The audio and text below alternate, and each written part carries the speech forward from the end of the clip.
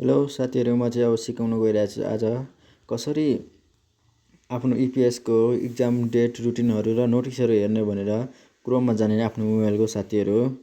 क्रोममा गइसकेपछि अरू केही गर्नु पर्दैन। EPS Nepal NEPL Nepal .gov.np भनेर सर्च गर्नुहोस् साथी हो। गर्दाखेरि यसरी सर्च गर्नुहोस्। यसरी सर्च गर्दाखेरि यहाँनिर आउँछ, यसलाई इन्ट्री गरिदिउँ र सर्च गरेपछि यता माथि दाहिनेपट्टि माथि हेर्नुहोस्, तीनवटा डट भएको, तीनवटा डटमा क्लिक गर्नुहोस् र क्लिक गरिसकेपछि यहाँनिर आउँछ। मैले डेस्कटप साइटमा ओपन भइरहेको रहेछ, मोबाइलमा हेर्नुहोस् यसरी आइरहेको हुन्छ र नोटिसमा फेरि म एकचोटि गर्छु, यसमा जाने है तीनवटा डटमा। यहाँ नोटिसमा जानुहोस्। नोटिसमा आएपछि यहाँ हेर्नुपर्छ जति पनि यो इपिएस बारको अफिसको वेबसाइट हो, यो अफिसियल वेबसाइट हो।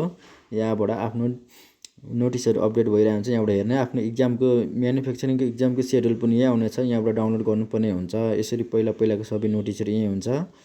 यसबाट डाउनलोड गरेर हेर्न सकिन्छ आफूले। हस्, आजलाई यति नै हो। धन्यवाद साथीहरू।